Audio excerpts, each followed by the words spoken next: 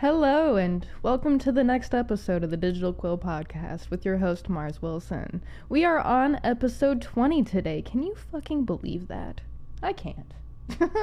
I can't at all. 20 episodes. That means I've been consistent 20 different times. If you don't mind, I had to give myself a clap because truthfully, if you knew me 5 years ago, or even 3, or 2, actually, closer to 3 and 5. If you knew me even 5 or 3 fucking years ago, you'd be proud of me too. No, I'm kidding. Holy shit. I didn't come on here with any specific agenda. I had been thinking about it all week, what I should do for the agenda and when it comes to speaking on this podcast today, but this has been a good month. May has been, one interesting and new thing after another. I am enthralled. And I also got a coffee maker yesterday, and this is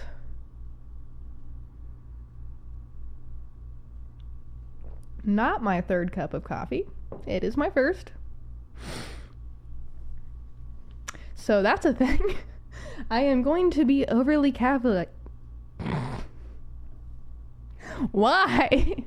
I am going to be overly caffeinated and highly stimulated for the foreseeable future.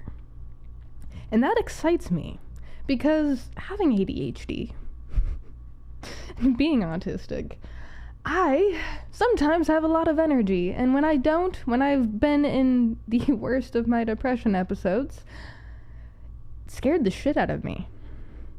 You mean I didn't have fun for many years straight? I was just living in survival? How did I get out of that? I don't know.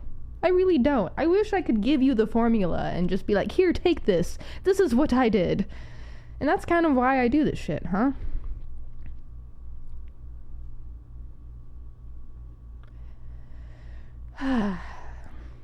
I have learned so many skills that I have wanted to learn. And this week has been a long week of reflection and growth, and yet it's only Thursday. Wow. Go us.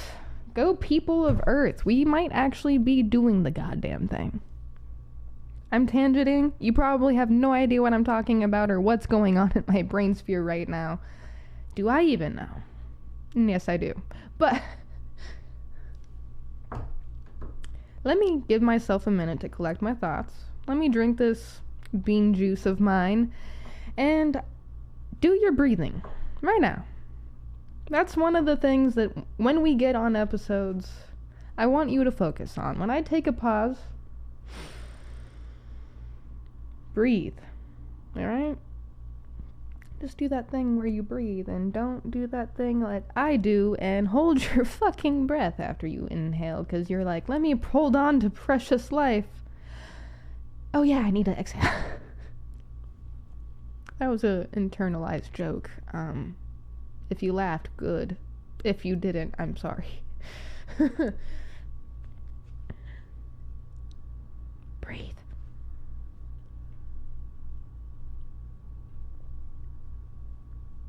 What's your favorite type of coffee? This is just black right now.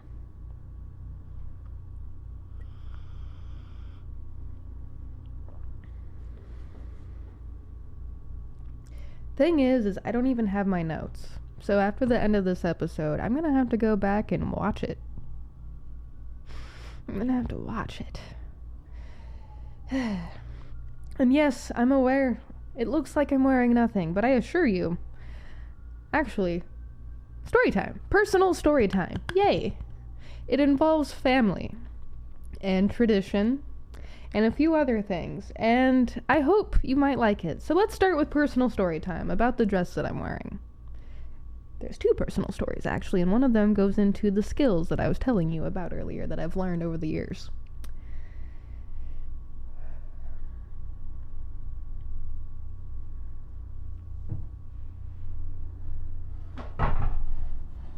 So this dress has roses on it. And it is a very, very, very similar style to one that my great-grandmother had. And my great-grandmother, it was a nightgown that she was wearing. I think this is a dress that I can wear out and about, because I have. So if I can't, then, oh no. But, I mean, it also was in the day clothes section at, I think, Target. Maybe Walmart? I don't remember. It's been a while. But yes, that is the thing that I am wearing. It is special in a lot of ways, and I hope I have it for many years, which then brings me to my next point: skills and personal story time. I'll circle back to the importance of my great-grandmother and roses and stuff, but I noticed when I put it on that there's a little tear in the upper part of the bodice where it holds the chest in, you know? And I was like, aw, it's torn. I don't know how I'm gonna keep it forever. And then I was like, I know how to fix this, because I have a dress sitting in my closet. Actually, it's a romper. I have a romper sitting in my closet right now that I mended myself. You have no idea how proud I was when I figured out that mending stuff with a needle and thread was actually a lot more simple than I thought it would be. Now, sewing an entire wardrobe, that's a different story. But mending clothes, I think I can do that. I am not prepared for the amount of effort and energy it takes to make a wedding dress. But one day maybe I will be, and I'll have help. Also, that was a side tangent and a completely interpersonal, personal story. We're not talking about that one. We're talking about family and the importance of it, and how it's not always rooted in blood relatives, because my great-grandmother, the one that influenced me purchasing this dress off the rack in a fucking department store. Now I have a new idea and a new dream, thinking about purchasing shit off of department rack stores. I can't stand corporates. Death to corporates. Anyway, I'm sorry. Another tangent. My great-grandmother was my great-grandmother on my dad's side, who was technically by marriage and also by timeline my grandfather. My dad, he was the only person who deserves to be called dad. And I never met Granny. As a matter of fact,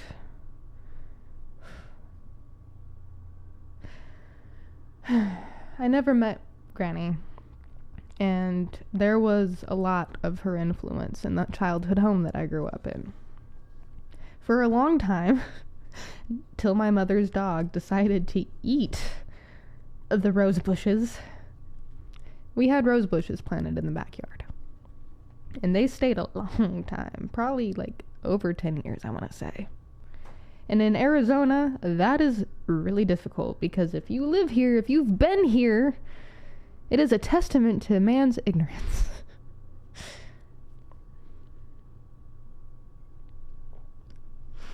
I was sad, and so was my mom, when the rose bushes got chewed up and had to be pulled out, but that is life. Things change. We have the memories. I never met Granny. She died the year I was born, April 1998. I actually managed to find her headstone, and I desperately need to figure out how I'm going to get to the graveyard, because I need to go clean it and just visit with my family a little bit, because they may be deceased, they may not have met me, but I have strange beliefs when it comes to the supernatural and ghosts and spirits and souls, so I think they're with me. Granny knew I was going to exist. And,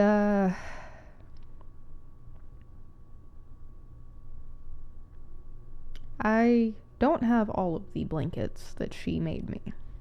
The quilts, the baby quilts, but I do have 2 of them, and one of them also has a story of my dad. So strange. the sentiments we put on things.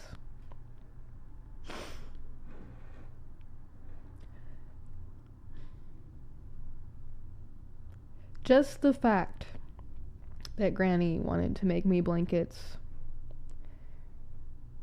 was incredible.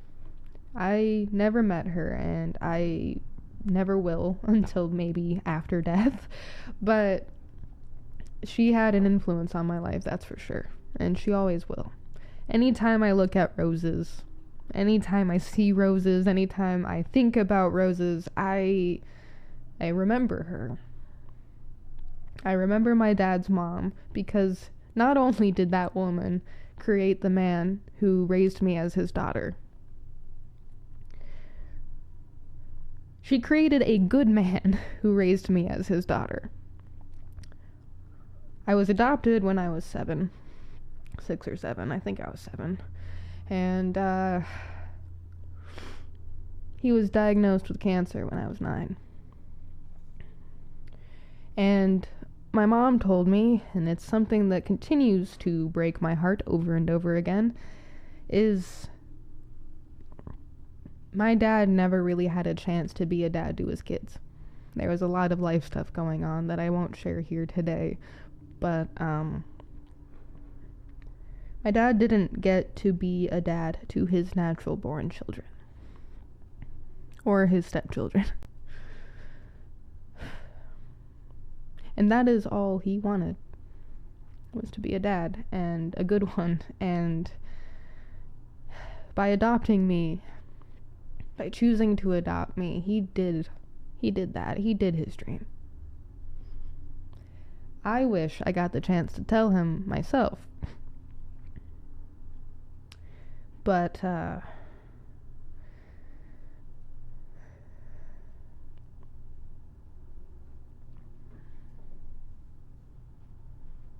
somehow I think he knows. Somehow I think he knows he was a good dad. A damned good dad. I mean, the bar was set pretty low with my biological father. But, I will forever remember the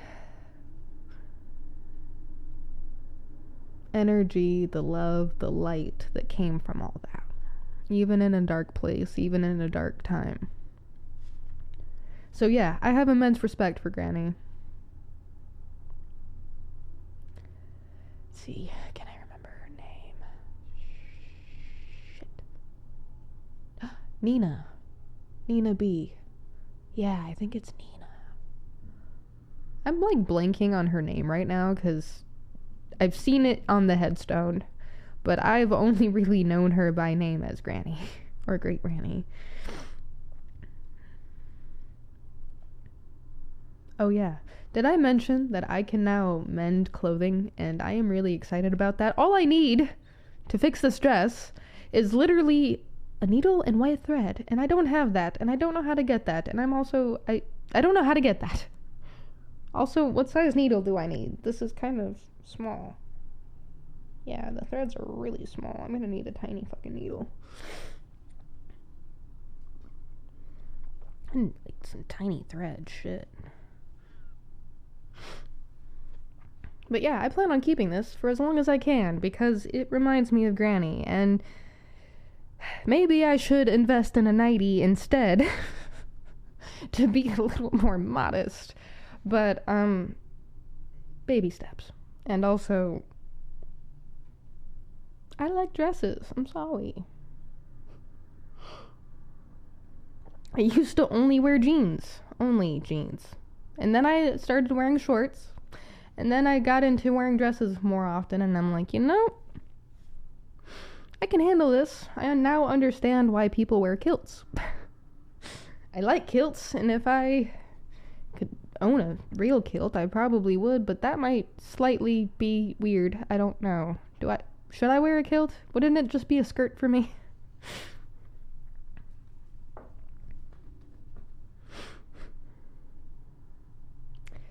I don't have much to talk about, really. I mean, that's a lie. I could talk about everything all the time forever. But, let's do this. Let's do this instead. It is May 22nd. It's May 22nd. Can you believe that? May 22nd. May 22. Technically, wow.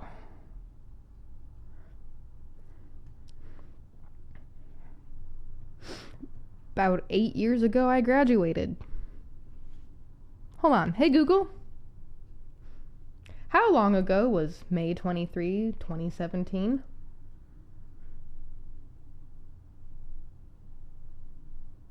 May 23rd, 2017 was 7 years, 11 months, and 29 days ago.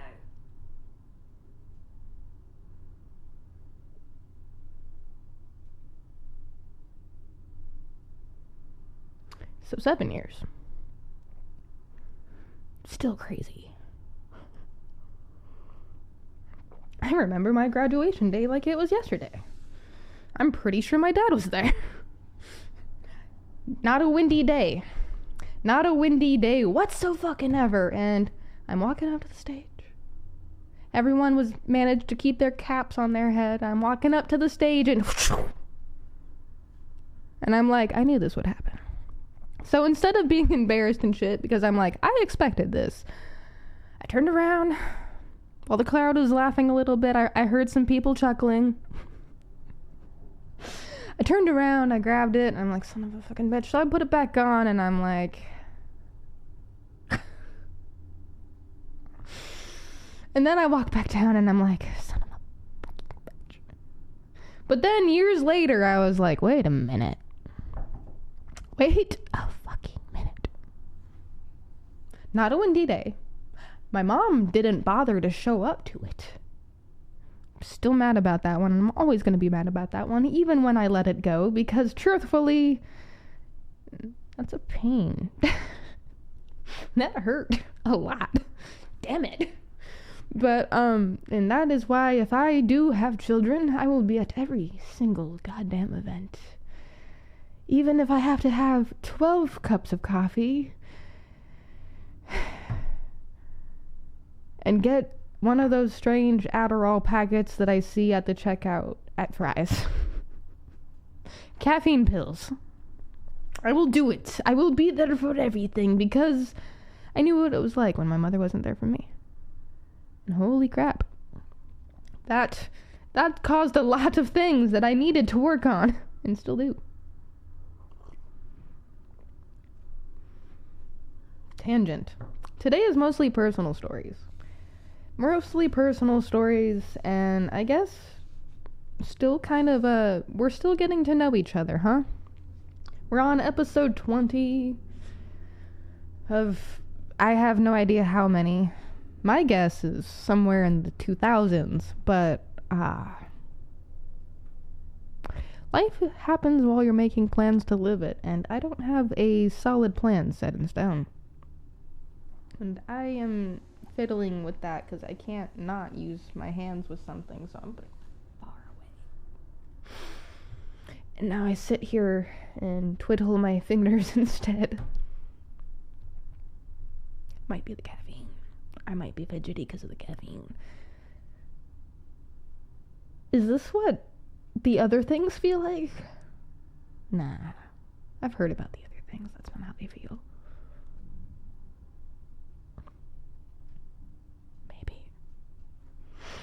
If that's how the other things feel, on a more, scary level, then I'm good with this. If you know, you know. If you know, you know. I don't want to talk about this because a good friend of mine recently kind of gave me a point that's been living in my head absolutely rent-free. And without naming names, actually. Without naming names, because I don't know if I had the permission to do so, I'm going to read a part of it to you.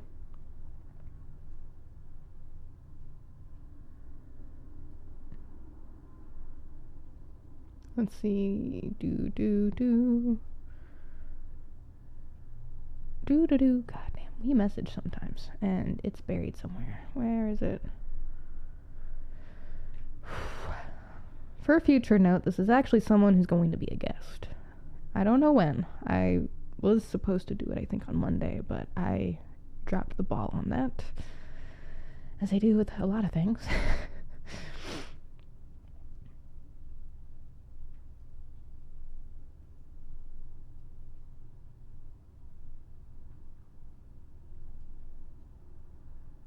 Okay, here it is. They asked me if they could offer me some creative advice someone once told them. And I was like, of course. Like, why not? Don't ask me for permission for things. I never really ask any of you for permission to drama and trauma dump. Just spew. And it's cute. I get it. Thank you for asking for permission. Sometimes I remember to do so, but if you feel weird talking to me about anything, just speak. I don't want you to be silent. As a human to another human who has once been silent, mostly by my own accord, don't be silent. Don't be silent. Don't do that. I know it's easier said than done, having been the person who's, been on the other side of that, but I believe in you. So, when I started getting into more creative processes and just trying to feel out what I wanted to do, I had many things I wanted to do and would reach out and talk to people about it. I stopped talking about my art. I'm paraphrasing, by the way. I stopped talking about my art or talking about any kind of art I do until about halfway through. So this message and this line right here, I felt myself losing motivation to do things after I had gotten done telling people about them. If you ever feel like you lost motivation for doing something after you get excited about it, let me reel this back. So it's a message we can all hear. If you ever feel like you lost motivation for doing something after you got excited about it, and you don't know why, it's because your brain got the dopamine chase of talking about it. It doesn't need to get the satisfaction anymore from working on the idea.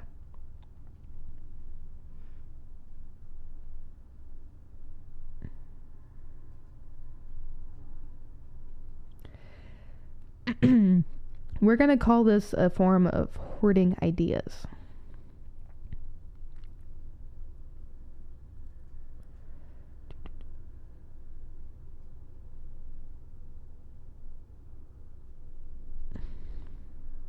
And I actually do have thoughts about this, and I'm kind of hoping that without prompting my friend about this conversation,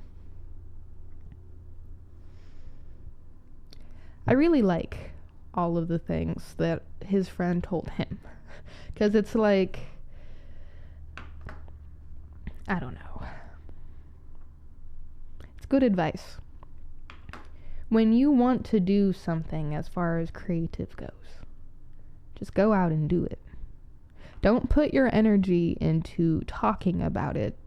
I'm sometimes bad about this. Do not put your energy in talking about the creative things you want to do. Just go up, get out, and do the thing. It's not always easy. Sometimes we'd rather talk about it to get the dopamine chase. But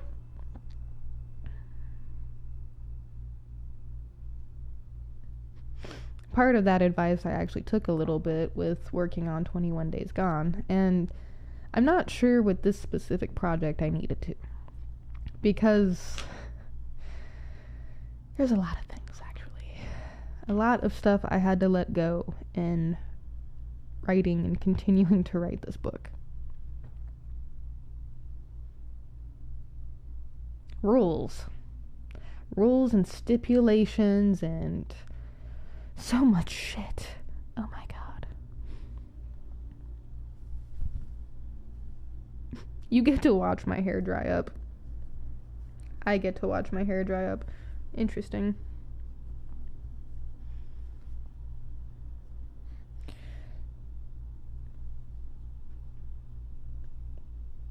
If I cut it off, is it gonna feel lighter again? Will my head feel less heavy?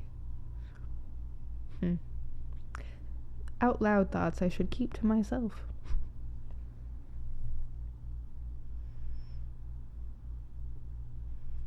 25 minutes.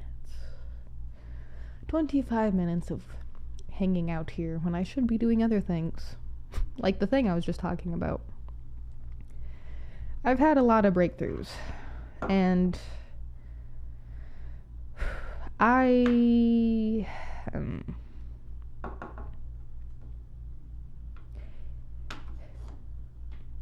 there's a good chance you've been on my TikTok.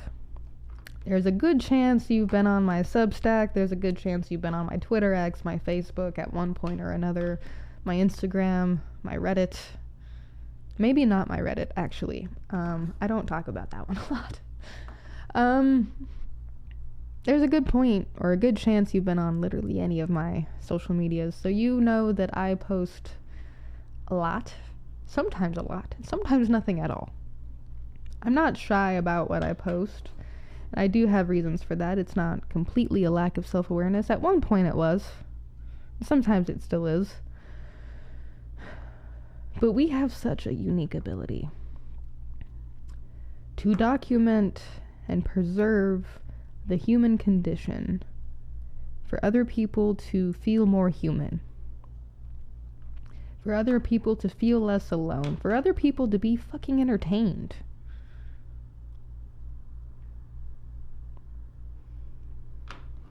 Amused, creative, happy, peaceful, free. And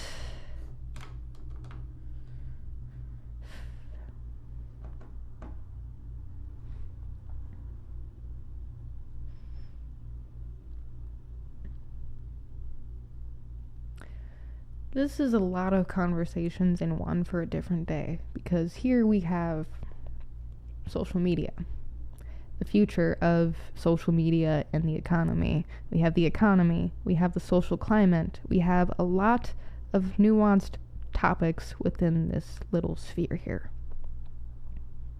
Topics I don't want to just ramble on about by myself.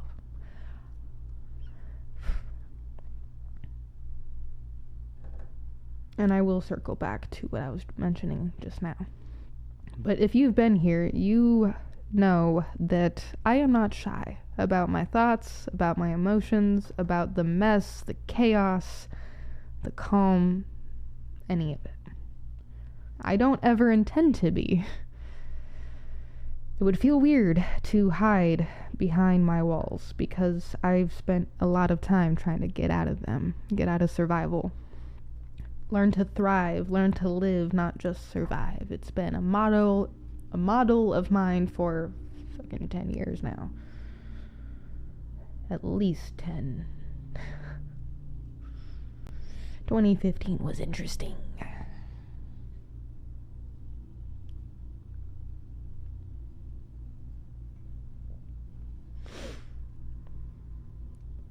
I've had so many breakthroughs in writing this book. And I have a video that I recorded on one of my TikToks. So I have 3. I have the Digital Quill Media TikTok, which is the one that I started with. Yes. This won't be the first time I talk about it, so here's the introduction to why I have 11.2 thousand followers on motherfucking TikTok.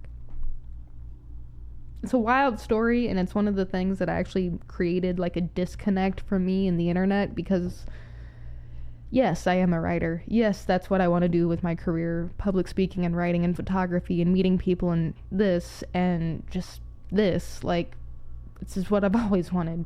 Writing, talking, storytelling, people, blah, blah, blah, blah, blah, blah, blah, blah, blah. Anyway.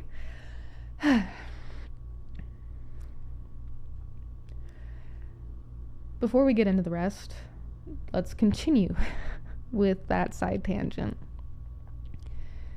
My first TikTok, the one that bred the second and third one, I made in 2018, 2019. I think 18 actually. Yeah, I was... Yeah, 18. Wow.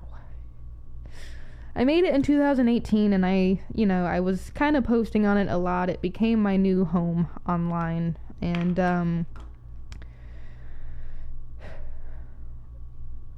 I made one video, and I still kind of do the same thing as I did back then. I made one video, and I put it in my feed after it being in my drafts, because I was like, hey, you know, I do a lot of draft dumps right now, because that's like the trending thing at the time is draft dumps. So here is a draft dump. Ah, man, I still remember getting every single fucking notification a little bit. That was wild. People were stitching it, people were duetting it, they were being fucking mean. Like, if you look now on some of the older videos of mine, I'll show you sometime, but there were a lot of mean fucking comments. Like, a lot. Like, I've been bullied before, mostly behind my back, but not quite like this. And I'm not a stranger to the internet at this point. I've kind of been on it long enough to know that it's a trash place sometimes, because what the fuck, people? Just because there isn't a camera in front of you and, like, people don't know you, like, you're gonna choose to be anonymous pieces of shit. Sorry, I just can't understand, like, why you need to spew hatred to you or to anybody else, for that matter. What's it do for you? What's it do for you? I'd like you to genuinely answer me that. If you are a fucking anonymous keyboard troll,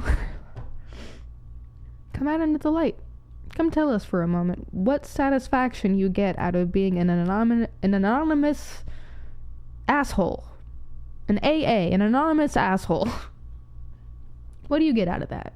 Is it just the satisfaction of being an asshole? Because if that's the case, we see you. We see you.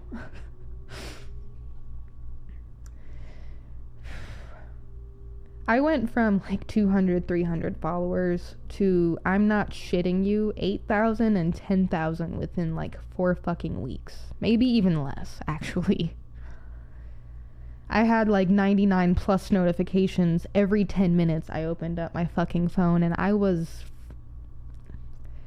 it was so wild to have that many eyes on me at one fucking time. Like, that wasn't just like me stepping on stage, like in choir or fucking giving a class report. That was 100,000 views on 2 of my fucking videos. That was insane.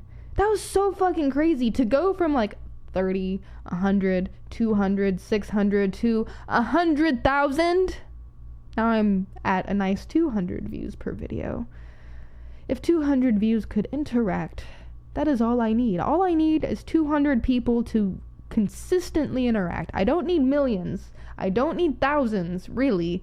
I need 200 consistent people paying $30 a year in order to make this work and to quit the jobs that give me burns and headaches and pains and stress and anxiety and gets people to follow me home. Oh my God, I hate the workforce. It's not made for a lot of us. This is unsustainable, motherfuckers. It's unsustainable. Sorry, tangenting. But yeah, that TikTok gave me a lot of disconnect with social media, and a part of me actually kind of abandoned it a little bit. I abandoned my TikTok for like 3 fucking years, and then I came back to it because I'm like, I miss the confidence I had, because I was an unconfident, sad, depressed sack of shit. And I'm still a little unconfident, but it's better now. It's a lot better now. So many years have passed. So many things have happened in those years. And, yeah. That's the Digital Quill Media for you. That's how I got 10,000 fucking followers. And by the way, if you make a TikTok, if you're seeing this and aren't following me on TikTok, I follow back everybody, especially at the January ban, because what the fuck do you mean? You banned an app in a free country. You banned an app for less than 18 hours and then brought it back? I'm still not over that. That was so fucking wild. Like, I had a feeling it would come back, but at the same time, I was sitting there, like, looking at the app all sad and shit. Like, I don't know what to do. What now? Where do I get my confidence? It was actually kind of nice not having TikTok for like 12 hours. But yeah, after that, my protest is now to follow every fucking fucking buddy back. And I do mean everybody. I don't care if you are a scam account, a bot, a fake musician, what the fuck ever. There's plenty of those. I'm using this as real-time examples. I will follow you back. Why? Because fuck companies who think they can get away with taking away shit they've introduced.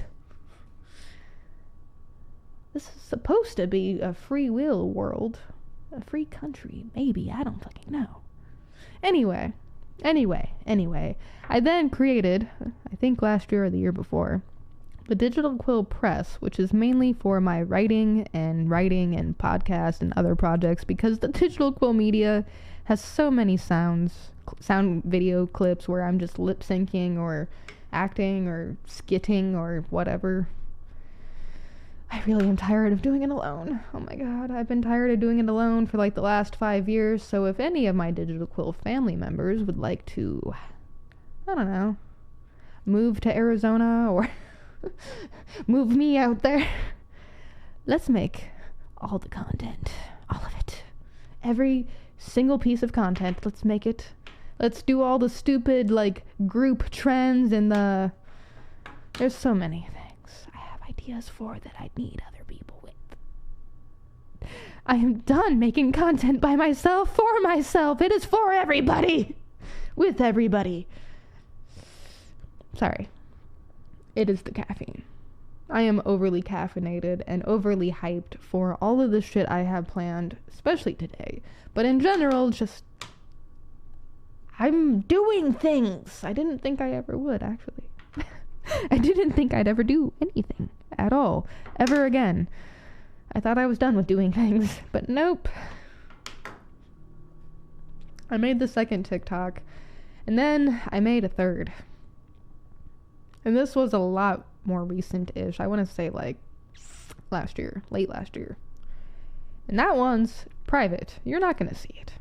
There's a damn good chance that you're not going to see a single fucking video from that TikTok. Why? Because I've been wanting a video service for a while. I write in journals. I have like 3 or 4 journals I keep, I think. I definitely have one. And I do have a second one I haven't written in a while. But I wanted a video diary service because Hi Mars, how's it going? How are you doing? Yeah, I would like the live interaction with myself so I don't always have to read, because sometimes reading my own words is weird and I'd rather just watch myself do things, I guess. That sounds weird. I rescind whatever the fuck I just said. I didn't say I like watching myself. Oh god, now it's getting weird. Pivot.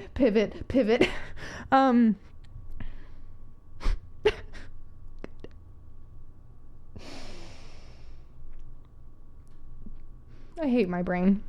I hate my fucking brain so much sometimes. Holy crap. What am I, a child? What am I, 12? Anyway, I made a private TikTok, and there's a damn good chance you're not going to see a single fucking video on these, because I wanted to have a video diary service, and I've been searching app stores, and I've thought about making my own, but truthfully, even if I could make apps, because I tried to one time, and I know how to code a little bit, even if I could make an app for a video diary service instead of using TikTok, I don't have the time, energy, or mental space, or know-how. Maybe you could make that for us. So, I was like, the only thing I really have access to is I could do it on YouTube. I actually didn't even think about doing it on YouTube. That would have been genius. Why did I think TikTok was the answer? A private TikTok with private uploaded videos that I could only see myself. Why did I think YouTube? I'm gonna change, again, how I do things, probably eventually soon.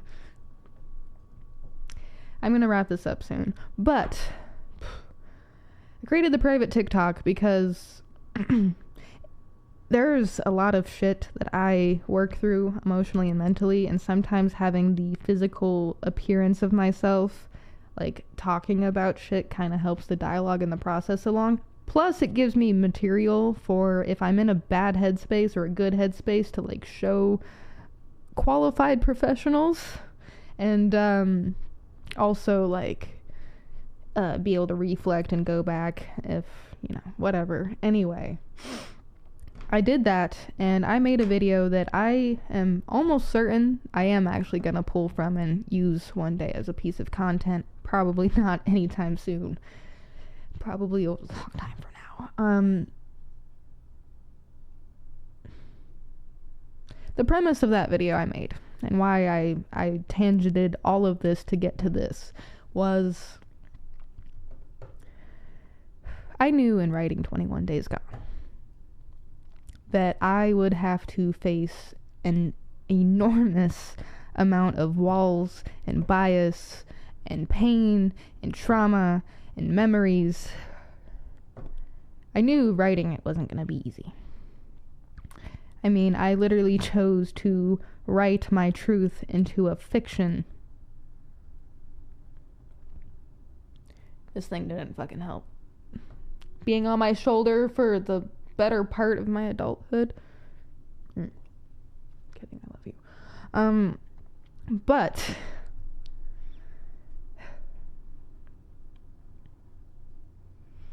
yesterday I had a breakthrough. And it wasn't in a way I expected, actually. I knew that I would find some sort of form of healing, some sort of form of solace in writing this, because the true feeling deep in my gut and my soul and my core of writing 21 Days Gone is this book is intended to help heal people. Help make people feel less alone if they've been through what I've been through. Help people make the choice not to do what it would take to make me go through and other people go through what we've gone through. Because it all starts with fucking choice. My biological father could have chosen not to do the drugs. My biological father could have chosen to become a father instead of meeting up with his friends.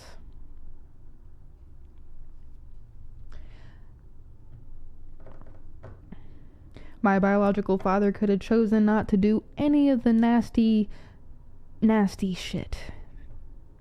And I truly think, without sounding like a fucking apologist, think that if he had more love and more community in his life, he would have chosen to be a father instead of a fucking meth and heroin addict who did terrible fucking things to children and animals.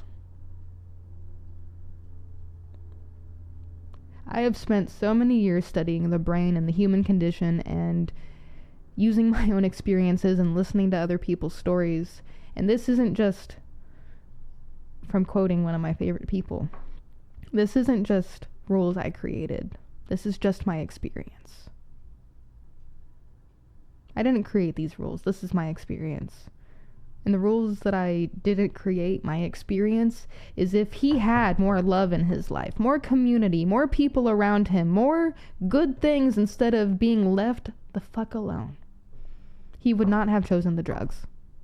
And even if he did, he probably could have gotten clean any amount of times it would have taken to not end up crossing the lines that made him a fucking monster. Everybody has that ability to come back from being a monster, I think. But sometimes there might be a line that you cross where you can't. I have seen people make changes to themselves and their mindsets, and it is a beautiful thing. It's one of the things that actually reaffirms it for me that if things went differently in X amount of ways, I would probably still have both of my biological parents, and a lot of other people would too. We wouldn't come from abusive households if we just talked, communicated, created more together. That's why at 6-7 years old, I wanted to start helping people smile and find their peace and find their love. And I am finally fucking doing the things I set out to do years ago. This book is the final leg for me, I think. I feel it in my gut of my healing journey when it comes to the trauma that I've been through. Once I hit the end, I am entering a new stage of my life. And that is to take everything I've been through, compound it into story, and share it with people so that hopefully we can actually usher in and bring in a world of peace, love, harmony, and calm. Because that sounds nice, right? It sounds hopeful, right? It sounds good, right?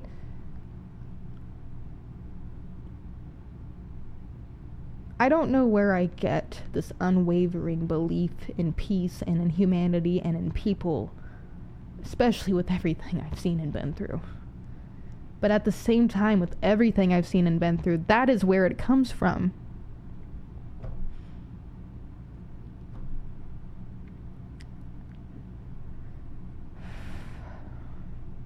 Yesterday I had to learn to let go of a lot of things. And the video that I want to show you guys one day is the messy parts of what it looks like to heal. And I have seen it in therapy and videos and other things. The energy that comes out. And as much as I hate crying, and I really fucking hate it, I will do my damnedest not to cry in front of people. I will do my absolute damnedest not to cry in front of people. Not that I haven't, because that's something I've been trying to get over. Tears are good. Tears are good. Tears are healing. And the video that I will show you one day in my breakthrough of writing my book, I want to explain that. I want to show that, because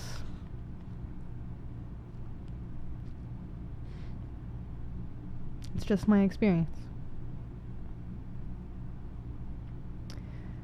And I think experiences shared, experiences had are very valuable, more valuable than currency.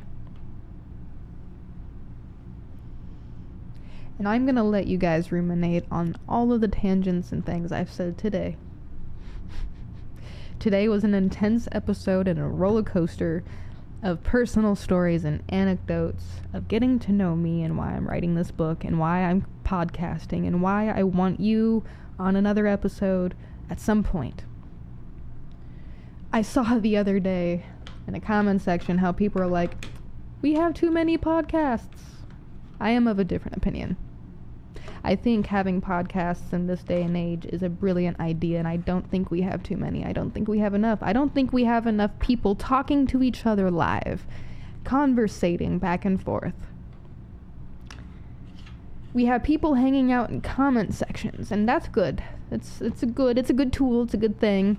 But like, where's the live in-person interconnectedness? That's why I want you on a show. If you're watching this, give me a fucking email. Do it. Right now. Give me an email. Send me an email saying you want to be on this show. I don't care what we talk about. It's your show when you're here. We can do a phone call. We can do Discord. We can do Zoom. We can do Skype. We can do Messenger. We can do in-person, maybe. I only kind of have like a few I want to do in-person with right now. But mostly because in security and safety. But anyway.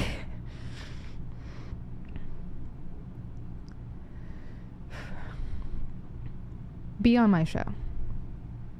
Join the Digital Quill family via the Discord or whatever else, because being alone is not it. And I do understand agoraphobia. I do understand isolation. This is coming from a chronic isolator.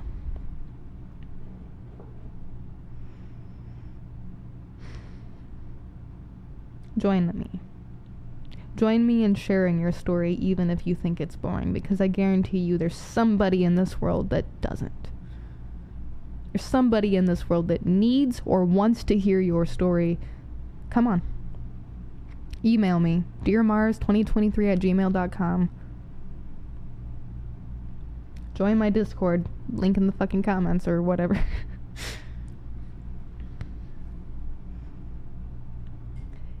It is a beautiful world I think we can make it even more beautiful. And with that being said, thank you for letting me give you my time, humans of Earth. I hope today I somehow taught, inspired, motivated, or at the very least entertained you. At the very least. And thank you for tuning in to episode 20 of the Digital Quill Podcast. Comment, share, like, subscribe. Don't do any of that. It doesn't matter. Free will. But the one thing I do want and need you to do is to keep going. Alright? Keep fucking going. Don't stop. Always keep going, humans of Earth. And that concludes today's episode. Bye.